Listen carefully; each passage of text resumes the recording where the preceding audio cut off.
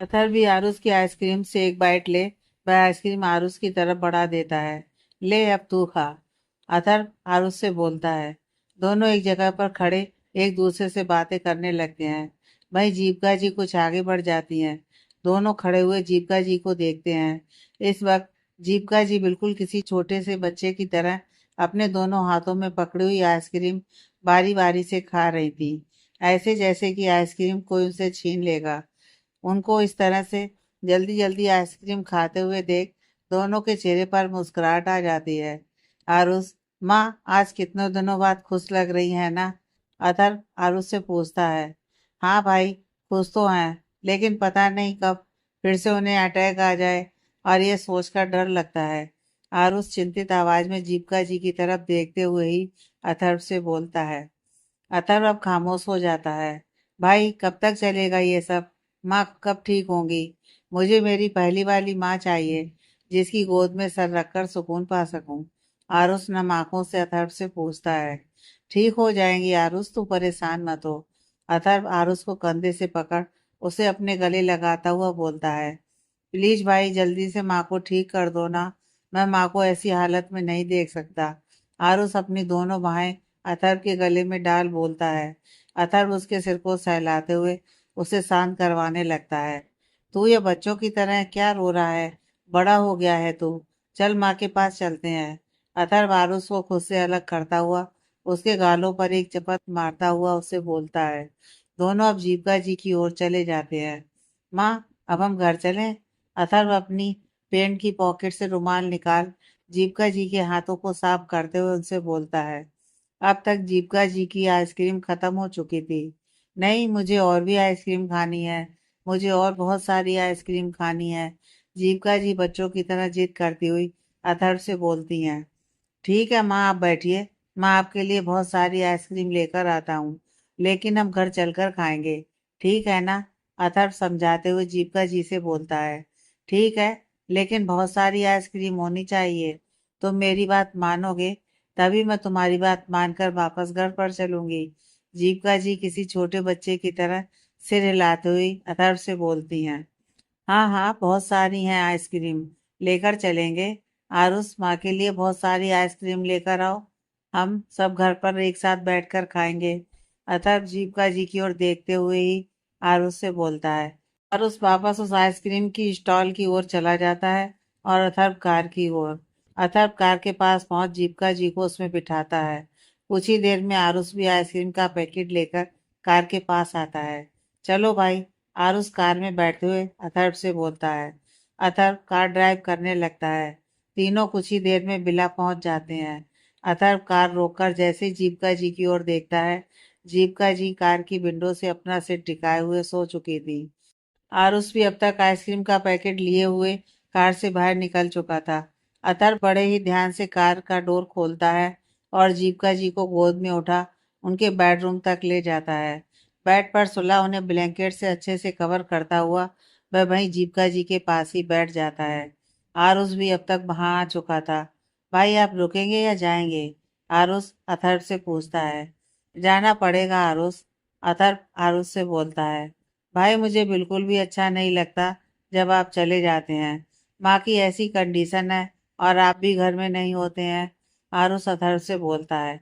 आरुष की बात सुन अब अथर्व कुछ नहीं बोलता है और उठकर खड़ा हो जाता है। आरुष, तू अब बच्चा नहीं है, तुझे ही सब कुछ अब संभालना है। अथर्व आरुष के कंधे पर हाथ रखता हुआ उससे बोलता है और फिर दरवाजे से बाहर निकल जाता है। अथर्व अपने विला में पहुंचता है। अब तक रात के 2 बज रहे थे। वह अपने रूम के करीब पहुंचता है। अभी अपने रूम के बगल वाले रूम पर उसका ध्यान जाता है। यह रूम आरोही का था। अथर्व बढ़ता हुआ आरोही के रूम की ओर जाता है और जैसे ही दरवाजे पर हाथ रखता है, दरवाजा खुद ही खुल जाता है। आरोही ने सोने से पहले दरवाजा लॉक नहीं किया था। अथर्व रूम में अंदर देखता है। पूरा बेड खाली था। वह रूम में इधर उधर अपनी नजर दौड़ाकर देखता है, लेकिन आरोही उसे कहीं नजर नहीं आती। वह हैरान होता है कि आखिर इतनी रात को आरोही कहाँ चली गई। वह परेशान होता हुआ रूम में आगे बढ़ता है। जैसे ही वह बेड के करीब पहुंचता है, उसकी नजर जमीन पर सोई हुई आरोही पर जाती है। यहाँ इस तरह जमीन पर क्यों सो गई? अथर्व अपने मन में सोचता है। तभी उसकी नजर आरोही के सूखे हुए आंसुओं पर जाती है। रोते रोते आरोही सोई थी, जिसकी वजह से उसके गालों पर आए हुए आंसू अब सूख चुके थे। अथर्व आरोही के आंसुओं को देखकर मुस्कुराता है।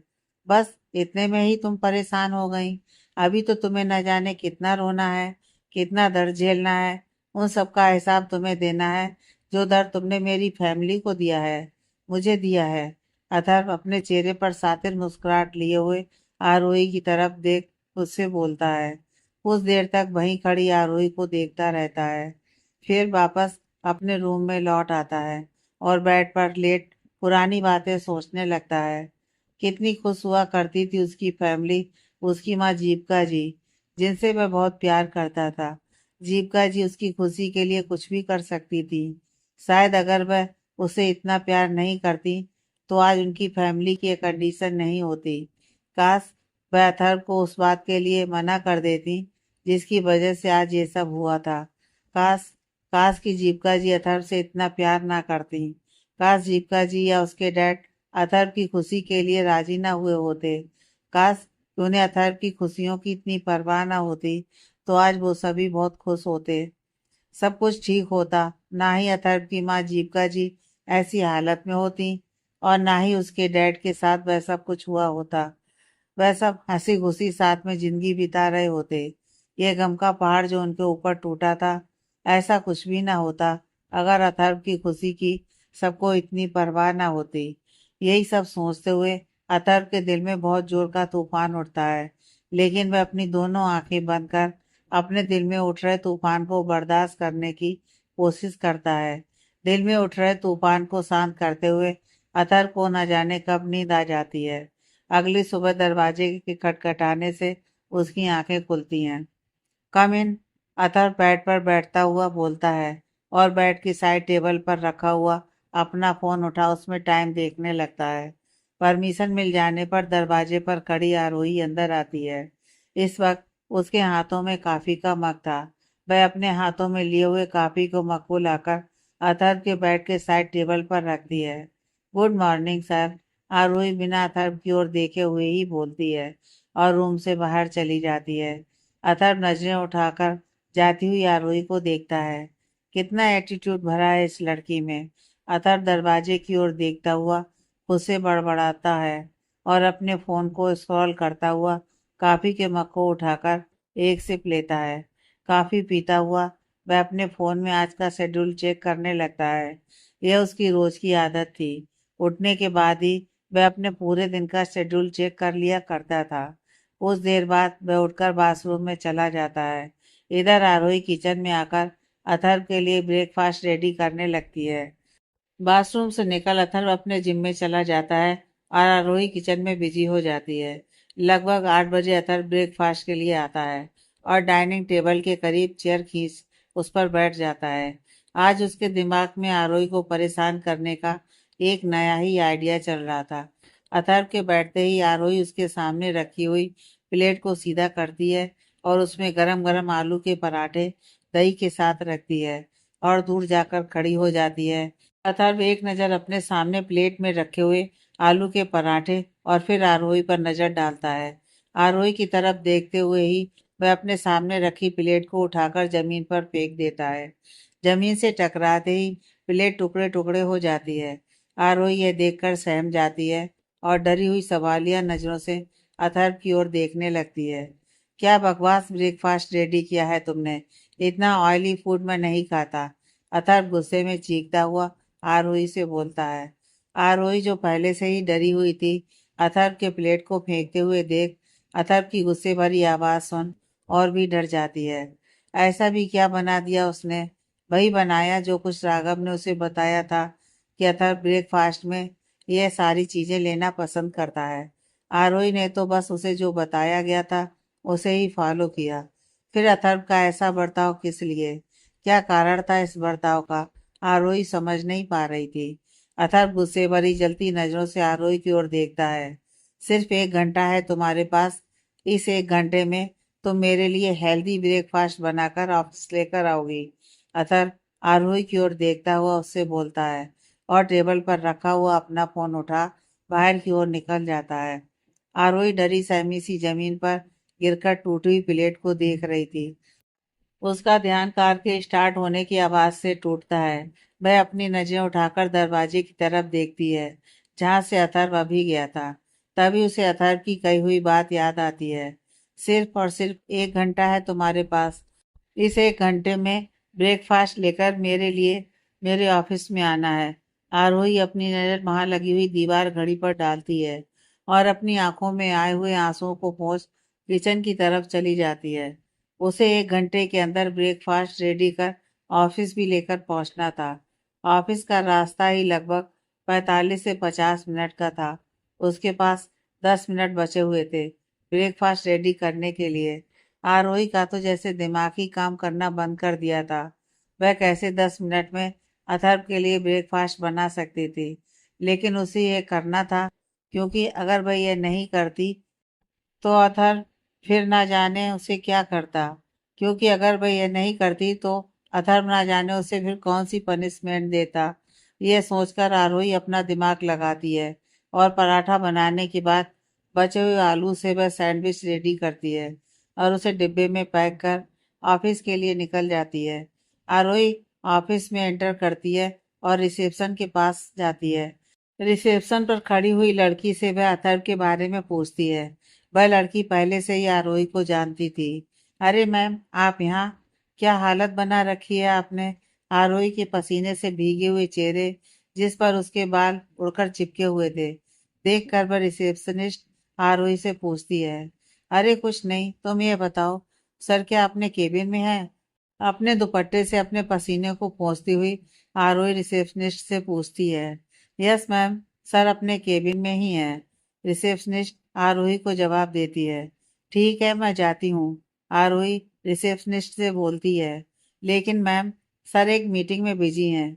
रिसेप्शनिस्ट कुछ सोचते हुए फिर से आरोही से बोलती है। कोई बात नहीं, मैं उनके केबिन के बाहर खड़ी होकर वेट कर लूंगी। आरोही रिसेप्शनिस्ट से बोलती है। ठीक है मैम, फिर आप जाइए। रिसेप्शनिस्ट आरोही से बोलती है और आगे बढ़ जाती है। 1 मिनट मैम, आप रुक जाइए, मैं पहले बॉस से पूछ ही लेती हूँ। आप तो उनके गुस्से को जानती हैं, कहीं वह नाराज ना हो जाए। आरोही जैसे ही 2 कदम आगे बढ़ती है, रिसेप्शनिस्ट उसे रोकती हुई बोलती है। रिसेप्शनिस्ट की बात सुन आरोही पीछे मुड़ती है और वापस रिसेप्शनिस्ट के पास आती है। हाँ, यह ठीक रहेगा, तुम पहले उनसे पूछ लो। आरोही रिसेप्शनिस्ट से बोलती है। वह रिसेप्शनिस्ट लड़की रिसेप्शन पर रखा हुआ फोन उठाकर अथर्व के नंबर पर कॉल करती है और आरोही के आने के बारे में बताती है। ठीक है, भेज दो उसे। रिसेप्शनिस्ट अथर्व की बात सुन फोन रखती है और आरोही को अंदर जाने के लिए कहती है। रिसेप्शनिस्ट की बात सुन आरोही अथर्व के केबिन की ओर बढ़ जाती है और केबिन के डोर पर खड़ी दरवाजे को नॉक करती है। अथर्व उसे अंदर आने के लिए कहता है। आरोही अंदर आती है। अथर्व इस वक्त मीटिंग में बिजी था। उसके सामने ही चेयर पर कुछ लोग बैठे हुए थे, जो इस वक्त मुड़कर आरोही को ही देख रहे थे। अथर्व की नजरें जब उन लोगों पर जाती हैं जो आरोही को देख रहे थे, अथर्व को बहुत गुस्सा आता है, लेकिन इस वक्त वह कुछ भी नहीं बोलता है। आरोही जब यह देखती है कि अथर्व मीटिंग में बिजी है, तो वह अथर्व को डिस्टर्ब ना करते हुए रूम में रखे हुए सोफे की तरफ बढ़ जाती है और अपने हाथ में लाए हुए ब्रेकफास्ट के बैग को सोफे के सामने रखे हुए काफी टेबल पर रख खुद भी सोफे पर बैठ अथर्व के मीटिंग खत्म हो जाने का इंतजार करने लगती है। इस वक्त भी अथर्व के सामने बैठे हुए लोग आरोही को ही देख रहे थे। बिखरे हुए बालों और पसीनों से लथपथ होने की बावजूद भी आरोही की खूबसूरती में कोई कमी नहीं आई थी। इस वक्त भी वह बहुत खूबसूरत लग रही थी। शायद यही वजह थी कि अथर्व के सामने बैठे हुए लोग आरोही को देखने से खुद को रोक नहीं पा रहे थे, ये जानते हुए भी कि जो शख्स उनके सामने बैठा है वह उनके साथ कैसा बर्ताव कर सकता है। अथर्व का गुस्सा ये देखकर अब सातवें आसमान पर पहुंच चुका था। वह अपने गुस्से भरी आवाज में अपने सामने बैठे हुए लोगों को वहां से जाने के लिए कहता है। अथर्व की गुस्से भरी आवाज सुनकर उसके सामने बैठे हुए लोग डर से कांपने लगते हैं और तुरंत वहां से अपनी जान बचाकर निकल जाते हैं। उन लोगों के वहां से जाते ही अथर्व उठता है और सोफे के करीब आता है। अथर्व को अपनी तरफ आता हुआ देख आरोही अपनी जगह से उठकर खड़ी हो जाती है और डर से आते हुए अथर्व को देखने लगती है। अथर्व उठकर आरोही के करीब आता है और अपने एक हाथ को बढ़ा आरोही के बालों को पीछे से पकड़ लेता है। आरोही दर्द से तड़प उठती है। अथर्व आरोही के बालों को बहुत जोर से खींच रहा था। सर, आप ये क्या है? अब क्या किया मैंने? आप क्यों मुझे इस तरह से हर्ट कर रहे हैं? दर्द से तड़पती हुई आरोही अथर्व से बोलती है। मैं तुम्हें हर्ट कर रहा हूँ? तुम्हें इस तरह से यहाँ आने की क्या जरूरत थी? अथर्व गुस्से में आरोही से बोलता है। सर, आप ही ने तो कहा था कि ब्रेकफास्ट लेकर ऑफिस आओ, बस इसी वजह से आई।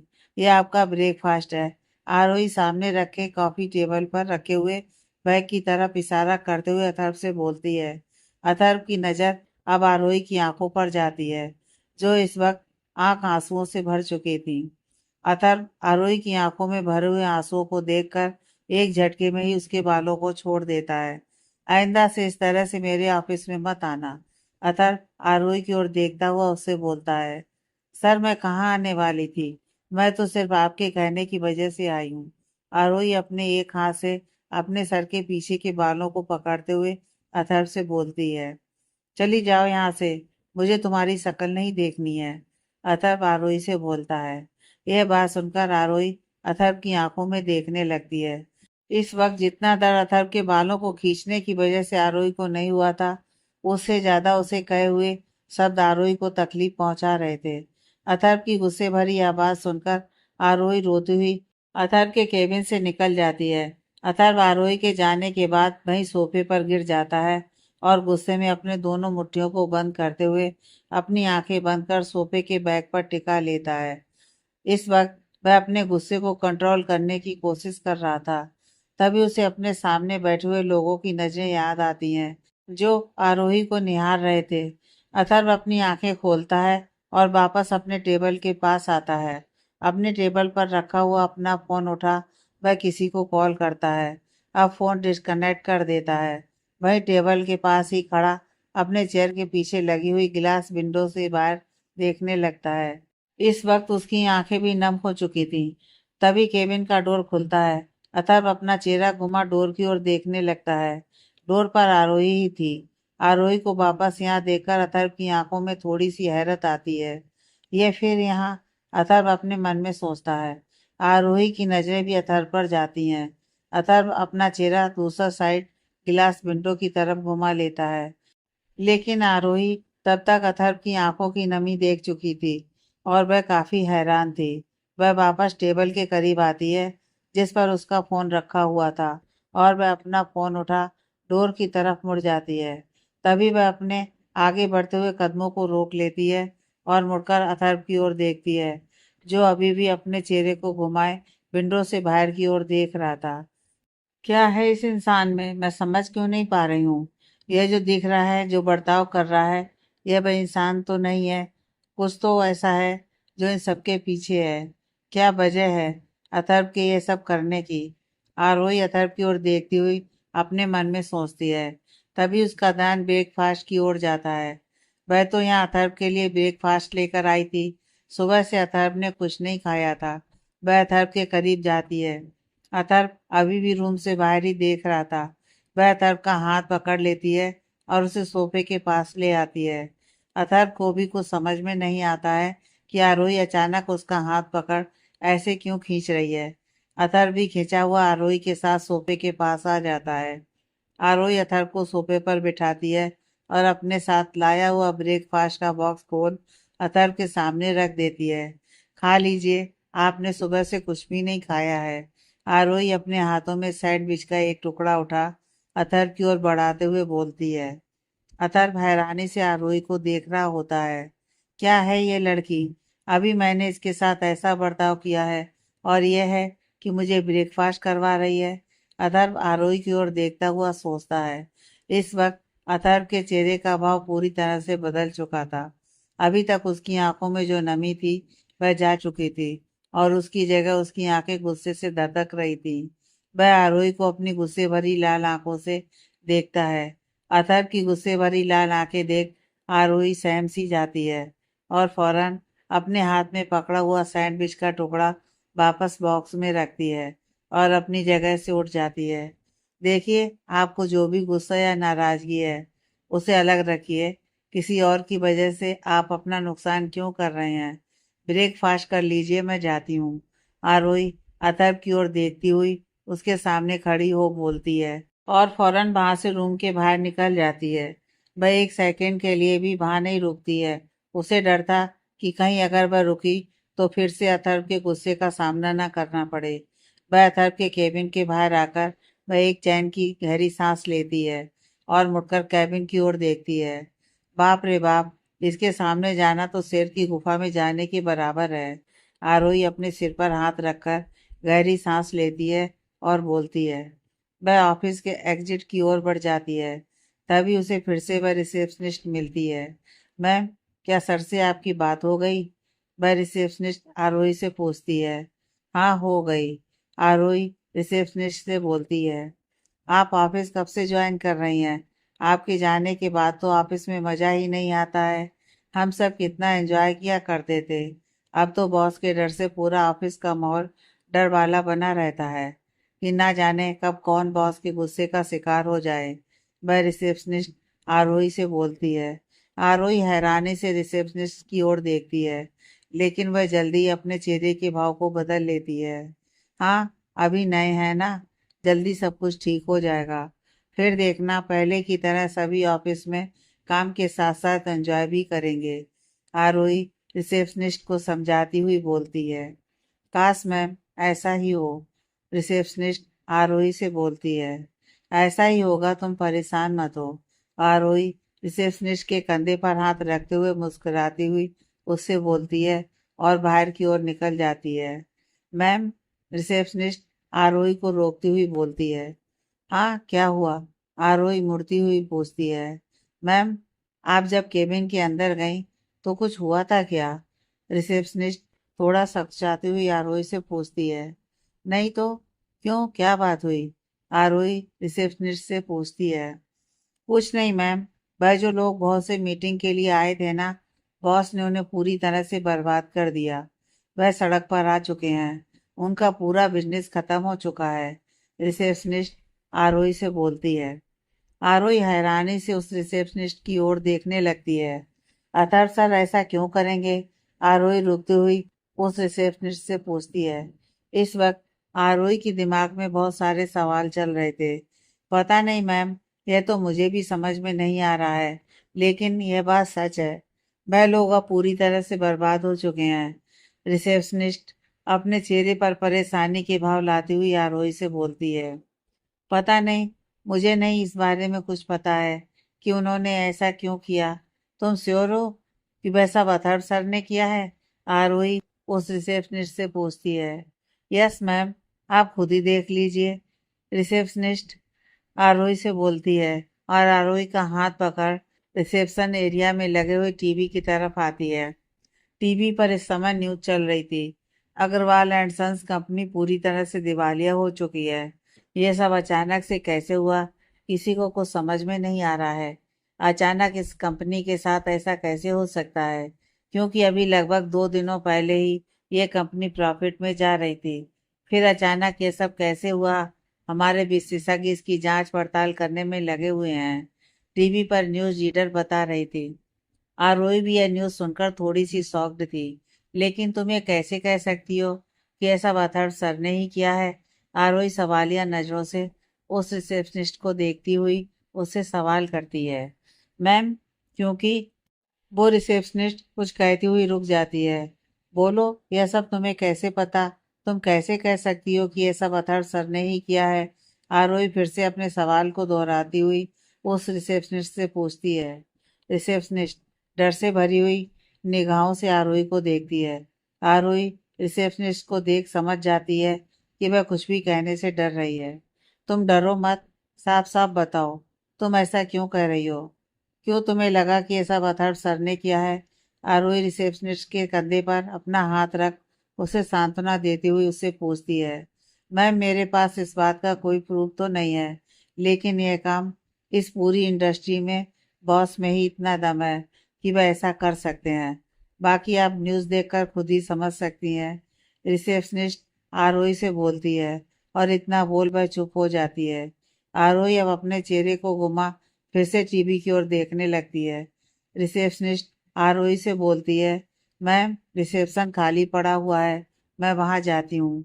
इतना बोल रिसेप्शनिस्ट वहां चली जाती है। आरोही अभी भी टीवी की स्क्रीन की ओर देख रही थी। कुछ देर बाद वह भी ऑफिस से अथर्व के विला के लिए निकल जाती है।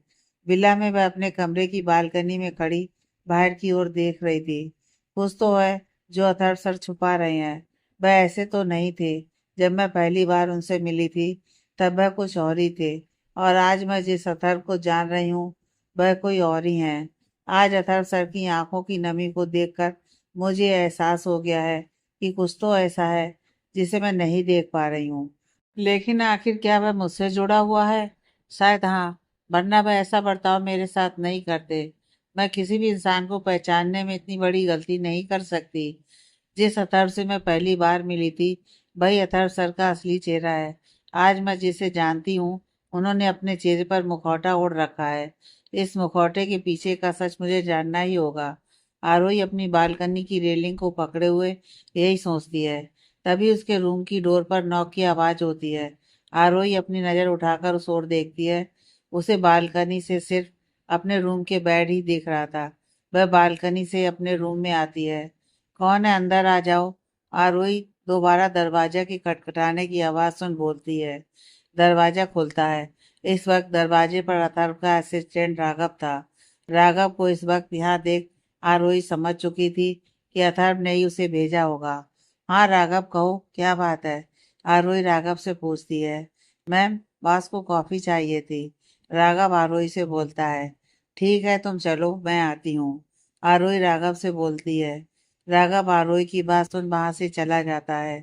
आरोही भी एक गहरी सांस लेती है और राघव के पीछे रूम से बाहर आती है। राघव अथर्व के रूम में चला जाता है और आरोही सीधे किचन की ओर चली जाती है। उसी देर में आरोही कॉफी का मग अपने हाथ में लिए हुए अथर्व के रूम में जाती है।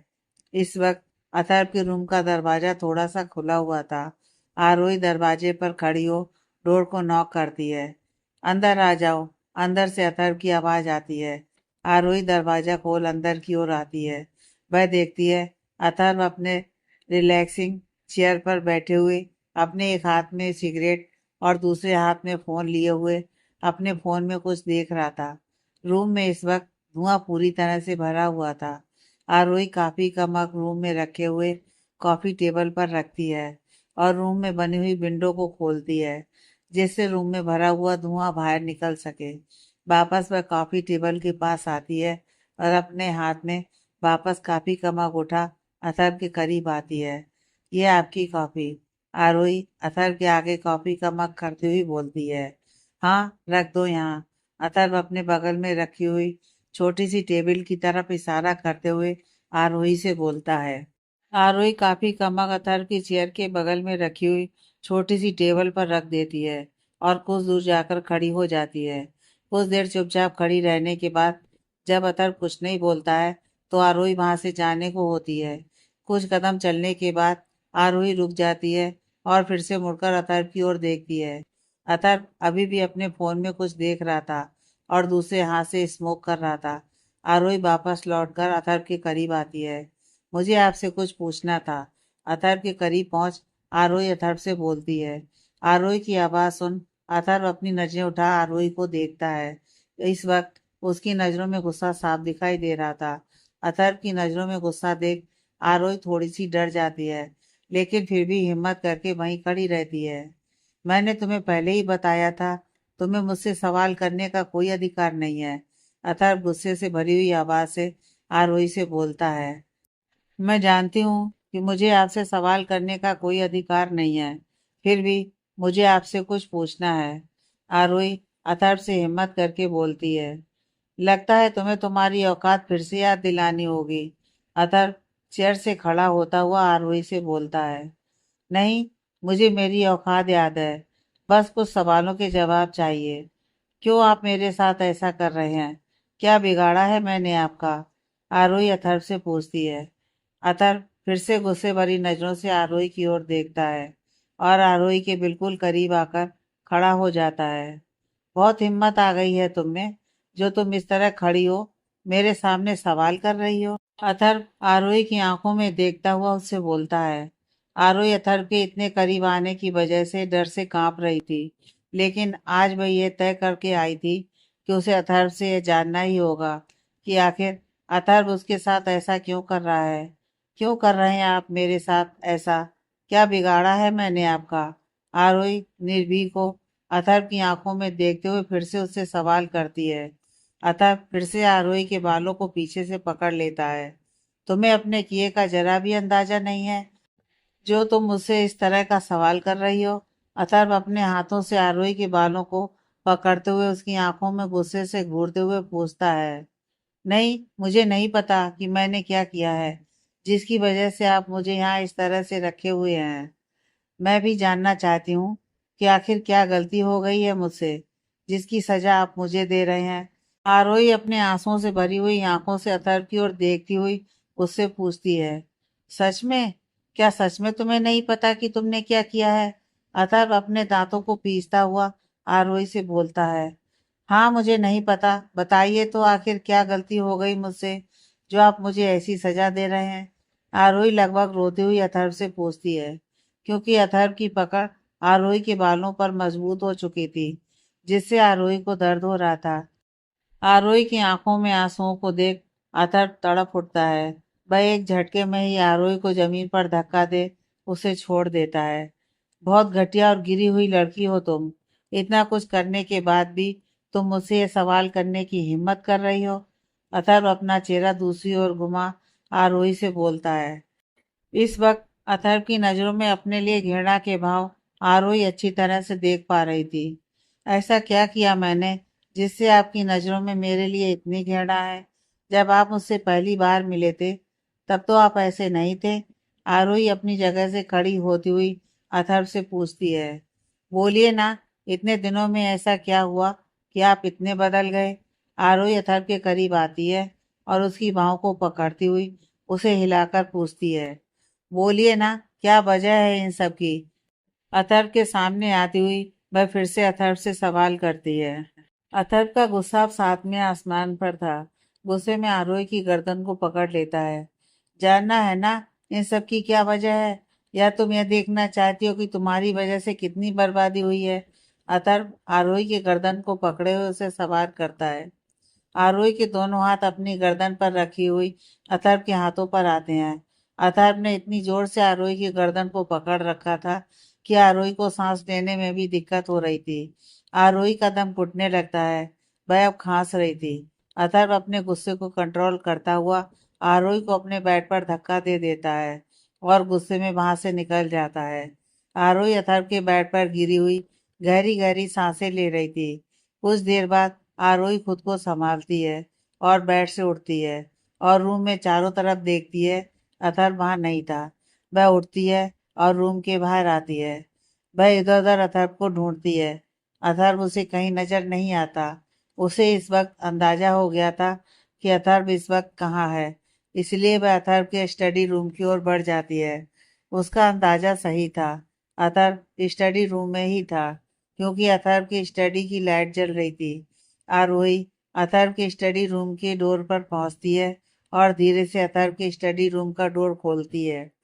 वह देखती है अथर्व अपनी स्टडी में बने हुए बार में बैठा हुआ ड्रिंक कर रहा था। वह धीरे से चलती हुई अथर्व के करीब पहुंचती है।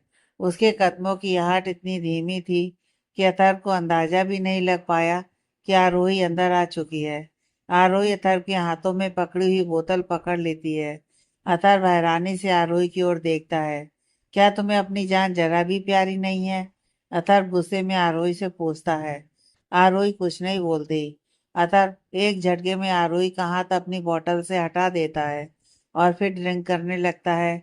आरोही दोबारा अपने दोनों हाथों को बड़ा उस बोतल को पकड़ लेती है। बिना मेरे सवाल का जवाब दिए आप ड्रिंक नहीं कर सकते। आरोही अपने दोनों हाथों से अथर्व के हाथों में पकड़ी हुई बोतल को पकड़ते हुए अथर्व से सवाल करती है। अथर्व एक झटके में आरोही के हाथों से बोतल छुड़ा लेता है और जमीन पर पटक देता है। वो बोतल फर्श से टकरा टुकड़े टुकड़े हो जमीन पर बिखर जाती है। अथर्व गुस्से में उठता है और आरोही के हाथों को पकड़ खींचता हुआ स्टडी रूम से बाहर आता है और फिर सीढ़ियों से होता हुआ उस विला के बाहर निकल जाता है। कहाँ ले जा रहे हैं आप मुझे? आरोही छटपटाती हुई अथर्व से पूछती है, क्योंकि इस वक्त अथर्व की पकड़ आरोही के हाथों पर इतनी मजबूत थी कि आरोही को दर्द हो रहा था। अथर्व कुछ नहीं बोलता है और विला के सामने खड़ी अपनी कार के आगे की पैसेंजर सीट का डोर खोल उसमें आरोही को धकेल देता है और खुद आकर ड्राइविंग सीट संभाल कर कार स्टार्ट कर देता है। कुछ ही देर में वह ड्राइव करने लगता है। आरोही हैरानी से अथर्व की ओर देख रही थी। उसे इस वक्त अथर्व से बहुत डर भी लग रहा था। उसे समझ नहीं आ रहा था कि आखिर अथर्व उसे कहाँ ले जा रहा है। आखिर अथर्व करना क्या चाहता है? उसने तो अथर्व से बस एक सवाल किया था, फिर अथर्व ये क्या कर रहा है? आप कहाँ लेकर जा रहे हैं मुझे? आरोही अथर्व से सवाल करती है।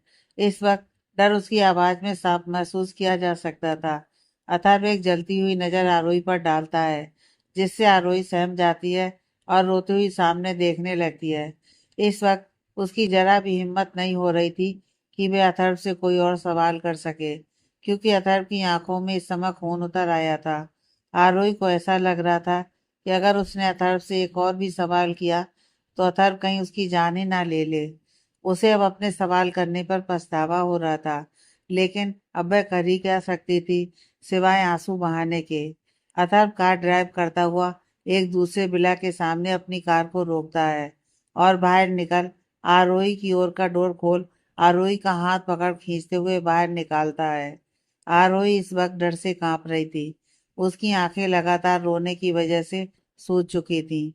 उसका चेहरा सुर्ख लाल पड़ चुका था, लेकिन अथर्व को अपने गुस्से के आगे कुछ भी दिखाई नहीं दे रहा था। प्लीज माफ कर दीजिए मुझे। मुझे आपसे किसी सवाल का जवाब नहीं जानना। प्लीज छोड़ दीजिए मुझे। आरोही अपने एक हाथ पर रखे हुए अथर्व के हाथ पर अपना दूसरा हाथ रख उससे छुड़वाती हुई अथर्व से बोलती है, नहीं, तुम्हें अपने सवाल का जवाब जानना था ना? आओ मैं तुम्हें तुम्हारे सवाल का जवाब देता हूँ। अथर्व बोलता है और आरोही को खींचते हुए अथर्व उसे उस विला के अंदर लेकर जाता है और विला के डोर पर पहुंच डोरबेल बजाता है। डोरबेल की आवाज सुन घर का एक सर्वेंट डोर खोलता है। सामने अथर्व को देख वह कुछ सवाल करने की हिम्मत नहीं करता और किनारे हट जाता है। अथर्व गुस्से में आरोही को खींचता हुआ विला के अंदर लेकर आता है और सीढ़ियों से होता हुआ एक रूम के सामने जाकर रुकता है। रूम के डोर के सामने खड़ा वह पहले अपने आप को शांत करता है और फिर धीरे से रूम का दरवाजा खोलता है। रूम में अंदर आने पर सामने बेड पर सोई हुई मिसेस जीविका के सामने आकर खड़ा हो जाता है। आंखें खोलकर देखो इन्हें। आज इनकी जो भी हालत है वह सब तुम्हारी वजह से है। तुम्हारी वजह से मेरा पूरा परिवार बर्बाद हो गया है। एक हंसते खेलते परिवार की खुशियां मातम में बदल गईं, सिर्फ तुम्हारी वजह से। अथर्व गुस्से में आरोही की ओर देखता हुआ उससे बोलता है, मेरी वजह से? मैंने क्या किया? यह सब मेरी वजह से कैसे हो सकता है? आरोही रोती हुई अपने अंदर हिम्मत जुटा जीविका जी की ओर देखती हुई अथर्व से बोलती है। उसे तो समझ में नहीं आ रहा था कि सामने अगर मिसेस जीविका जी सोई हुई हैं तो उसमें उसकी क्या गलती है। यह रात का वक्त है, इस वक्त सभी सोते हैं, तो फिर ऐसा क्या हो गया जो अथर्व उसे इस तरह से ब्लेम कर रहा है? उसे अथर्व की कही हुई कोई भी बात समझ में नहीं आ रही थी। तभी रूम का डोर दोबारा खुलता है। डोर खुलने की आवाज से वह दोनों डोर की ओर देखने लगते हैं। डोर पर आरुष था। भाई, आप इस वक्त यहाँ? आरुष अंदर आता हुआ अथर्व से सवाल करता है, लेकिन अथर्व की बगल में खड़ी आरोही को देख उसकी आंखें भी गुस्से से भर जाती हैं। भाई, ये लड़की यहाँ यहाँ क्या कर रही है? आरुष लगभग चीखते हुए अथर्व से सवाल करता है, तुम्हारी हिम्मत भी कैसे हुई यहाँ आने की? क्या अभी और बर्बादी करनी है तुम्हें? आरुष आरोही की ओर बढ़ता हुआ उससे सवाल करता है। आरुष को देखकर आरोही पहले ही डरी हुई थी, ऊपर से और सहम जाती है और धीरे से अथर्व के पीछे हो जाती है। आखिर ऐसा उसने क्या कर दिया जो ये दोनों भाई उसे इस तरह ब्लेम कर रहे हैं? डरी सहमी सी आरोही अपने मन में यही सवाल करती है। रिलैक्स आरुष, इतनी जोर से मत बोलो, माँ जाग जाएगी। अथर्व आरुष को पकड़ता हुआ आरुष से बोलता है। अथर्व की बात सुन आरुष खुद को कंट्रोल करता है और बेड पर सोई हुई अपनी माँ की तरफ देखता है। हाँ भाई, आप सही कह रहे हैं। हमें बाहर जाकर बात करनी चाहिए। आरुष अथर्व से बोलता है और रूम से बाहर निकल जाता है। अथर्व भी आरुष के पीछे बाहर निकल जाता है। आरोही वहीं खड़ी उन दोनों को बाहर जाते हुए देखती है और रूम में रखे हुए सोफे पर धड़ाम से गिर जाती है। यह सब आखिर हो क्या रहा है? उसे कोई साफ साफ क्यों नहीं बताता है कि आखिर क्या किया है मैंने? आरोही रोती हुई बार बार ये सवाल खुद से करती है। आरोही इस वक्त गौर से बेड पर सोई हुई मिसेज जीविका जी को भी देखी जा रही थी। उसकी आंखों से लगातार आंसू बह रहे थे, लेकिन उन्हें अपने उन आंसुओं की कोई परवाह नहीं थी। उसको इस वक्त कुछ समझ ही नहीं आ रहा था कि आखिर ये दोनों भाई उसे किस गुनाह के लिए गुनाहगार मान रहे हैं। उसने तो ऐसा कोई गुनाह किया ही नहीं जिसकी सजा अथर्व उसे दे रहा है। कुछ देर बाद वह अपने आंखों से बहते हुए आंसुओं को पोंछती है। आरोही, तू क्यों वजह जानने की कोशिश कर रही है? सबसे बड़ी वजह तो तेरी किस्मत है, और शायद तेरी खराब किस्मत की वजह से ही तुझे ये सब भुगतना पड़ रहा है। हाँ, यही तो वजह है मेरी इन सभी तकलीफों की। इसी की वजह से ही तो बचपन से ही मैं इन तकलीफों को भुगतती आई हूँ। आरोही अपने आंसुओं को पोंछती हुई खुद से बोलती है, और वह सोफे से उठती हुई एक नज़र मिसेज जीविका जी की ओर देखती है और रूम से बाहर चली जाती है। रूम से बाहर आकर वह इधर उधर देखती है, मगर उसे कोई नजर नहीं आता है। वह सीढ़ियों से होती हुई नीचे आती है और बिला से बाहर जाने की सोचती है। वह जैसे ही बिला की मेन डोर तक पहुंचने वाली होती है, तभी उसके कानों में जोर से बोलने की आवाज आती है। उसे यह समझते देर नहीं लगती है कि यह आवाज आरुष की ही है। उसके पैर वहीं रुक जाते हैं। न चाहते हुए भी उसके मन में आरुष की बातों को सुनने की जिज्ञासा जाग उठती है। उसे आरुष की सारी बातें समझ में तो नहीं आ रही थी, लेकिन वह सुनने की कोशिश करने लगती है। उसके मन में एक उम्मीद जाग रही थी कि शायद आरुष की बातों से उसे अपने सवालों के जवाब मिल सकें। वह जान पाए कि आखिर अथर्व उसके साथ ऐसा बर्ताव क्यों कर रहा है। क्यों सभी उसे किसी ऐसे गुनाह की सजा दे रहे हैं जो उसने किया ही नहीं है। यही सोचते हुए आरोही के कदम अपने आप ही उस ओर मुड़ जाते हैं जहाँ से आरुष की आवाज आ रही थी। आरुष और अथर्व दोनों इस वक्त नीचे बने स्टडी रूम में थे। आरोही जैसे ही स्टडी रूम की डोर पर पहुंचती है, उसके कानों में आरुष की आवाज पड़ती है। भाई, आप कैसे इस लड़की को इतनी आसानी से छोड़ सकते हैं, जिसकी वजह से हमारे मम डैड दोनों आज इस हालत में है, जिसकी वजह से हमारी सारी खुशियां मातम में बदल गई हैं। कैसे भाई, आखिर कैसे आप इस लड़की को बिना इसकी किए की सजा दिए छोड़ सकते हैं? आरुष गुस्से में अथर्व से बोल रहा था। शांत हो जा आरुष, इस घटिया लड़की को इसके किए की पूरी सजा मिलेगी। मैं इसे इसके किए की सजा दे रहा हूँ। इसे इसकी हर गलती का हिसाब देना पड़ेगा। मैं इसकी जिंदगी जहन्नुम बना दूंगा।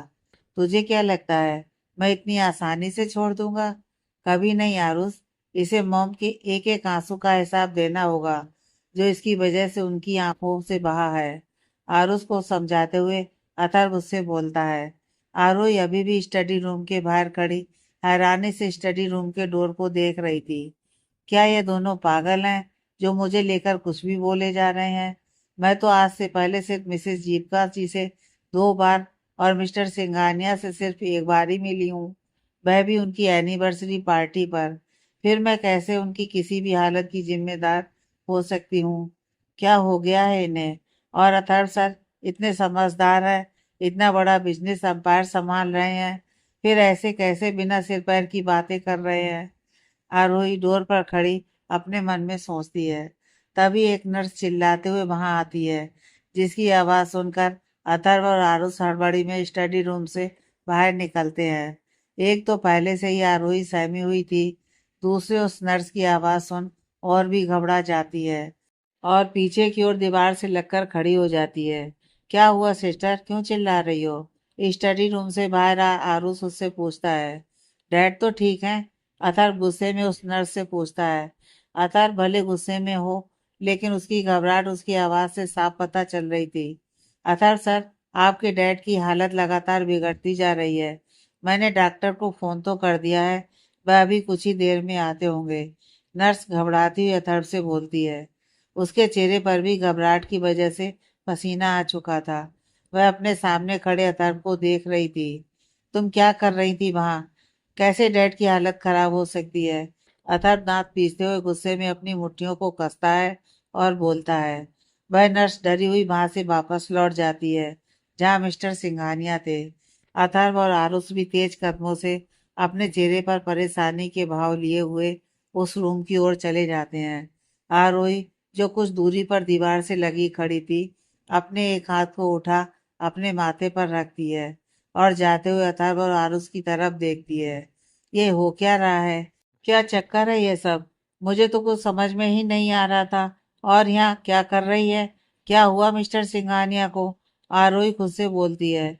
इधर अथर्व और आरुष जब मिस्टर सिंघानिया के रूम में पहुंचते हैं, नर्स अभी भी उनके पास खड़ी मशीनों को इधर उधर छू रही थी। उसे इस वक्त कुछ समझ में नहीं आ रहा था। घबराहट की वजह से या डर की वजह से वह मिस्टर सिंघानिया की हालत को संभाल नहीं पा रही थी।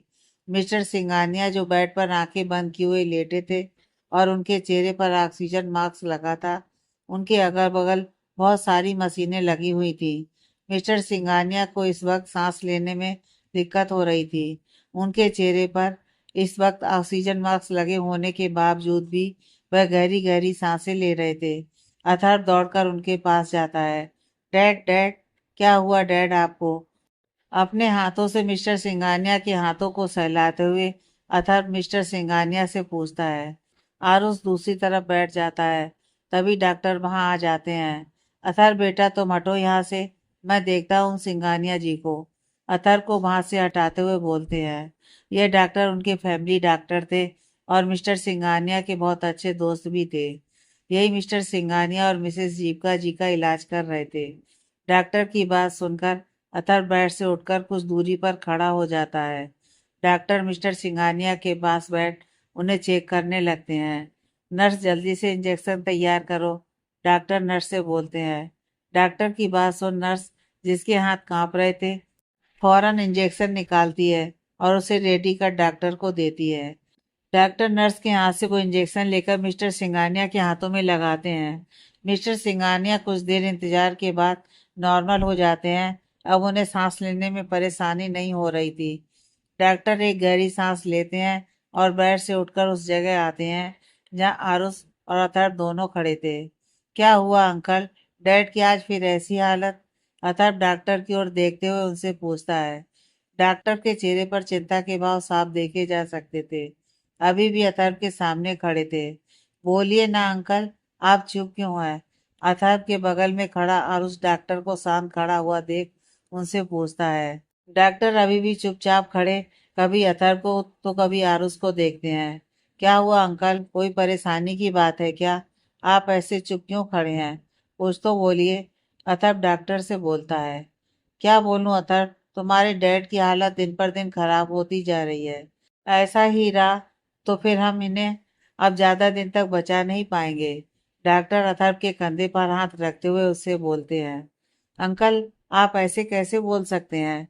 आप कहिए तो मैं फॉरेन से और भी डॉक्टरों की टीम मंगवा दूं, लेकिन किसी भी तरह मुझे डैड को बचाना है।